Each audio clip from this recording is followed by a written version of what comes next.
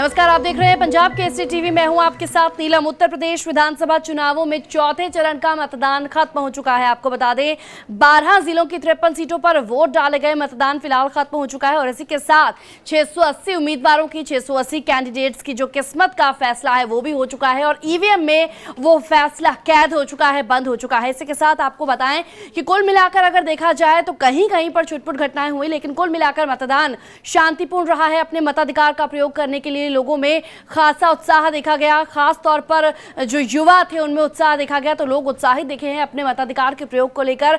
देखा गया कहीं पर बुजुर्ग व्यक्ति भी अपने मताधिकार का प्रयोग करने के लिए खासे उत्साहित दिखे हैं, तो वहीं पर एक जगह देखा गया कि 112 साल की बुजुर्ग महिला अपने मताधिकार का प्रयोग करने के लिए पहुंची, तो कहीं पर बुजुर्ग व्हील चेयर पर पहुंचे पोलिंग बूथ पर अपने वोट के अधिकार का इस्तेमाल करने के लिए। इसके अलावा केंद्रीय मंत्री साध्वी निरंजन ज्योति, सपा प्रदेश अध्यक्ष नरेश उत्तम, बीजेपी प्रदेश अध्यक्ष केशव प्रसाद मौर्य, बीएसपी महासचिव नसीमुद्दीन सिद्दीकी, कांग्रेस नेता प्रमोद तिवारी समेत कई दिग्गजों ने अपने मताधिकार का प्रयोग किया। तो लोगों के बीच वोटिंग को लेकर किस तरह से उत्साह देखने को मिला, इस पर बात करने के लिए, जानकारी देने के लिए हमारे संवाददाता कौशाम्बी से शिवनंदन साहू हमारे साथ मौजूद है। सबसे पहले शिवनंदन के पास चलते हैं। शिवनंदन, लोगों में वोटिंग को लेकर किस तरह से उत्साह देखने को मिला, क्योंकि सुबह से ही आप लोगों के बीच मौजूद हैं?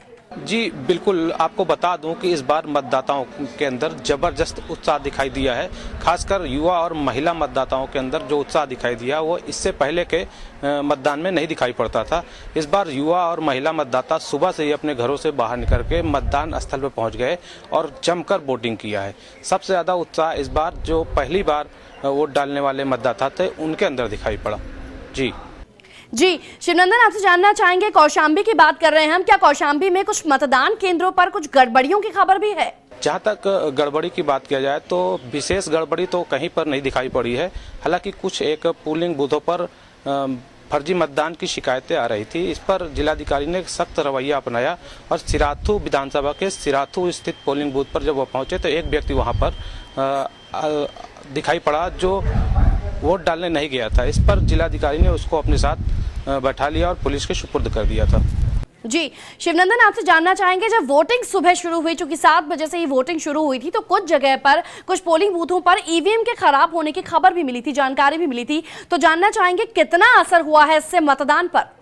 जी, कई जगह इलेक्ट्रॉनिक वोटिंग मशीनों के खराबी की शिकायत आई थी, जिस पर जिला निर्वाचन अधिकारी के संज्ञान में मामला पहुंचते ही तत्काल ही दूसरी इलेक्ट्रॉनिक वोटिंग मशीनें मौके पर पहुंचाई गई। इस दौरान जहां भी वोटिंग मशीन खराब पाई गई थी, आधा घंटा से लेकर एक घंटा तक जो है मतदान बाधित रहा। इसके अलावा पूरा मतदान सकुशल संपन्न हुआ है। शुक्रिया शिवनंदन आपका इस तमाम जानकारी के लिए। तो कौशाम्बी से हमारे संवाददाता शिवनंदन साहू हमारे साथ बने हुए थे, बता रहे थे कि किस तरह से उत्साह वोटर्स में देखा गया सुबह से ही वोटिंग को लेकर, और वो कौन कौन से मुद्दे थे जिन मुद्दों को ध्यान में रखकर उन्होंने अपने वोट के अधिकार का इस्तेमाल किया और पार्टी से जुड़े नेताओं को उन्होंने अपना वोट दिया है। फिलहाल बहुत बहुत शुक्रिया शिवनंदन आपका। तो इलेक्शन से जुड़ी हर छोटी और बड़ी अपडेट लगातार आप तक पहुंचा रहे हैं। देखते रहिए पंजाब केसरी टीवी। बाकी खबरों के लिए लॉग इन कीजिए up.punjabkesri.in पर और लाइक कीजिए हमारा Facebook page Punjab Kesari UP.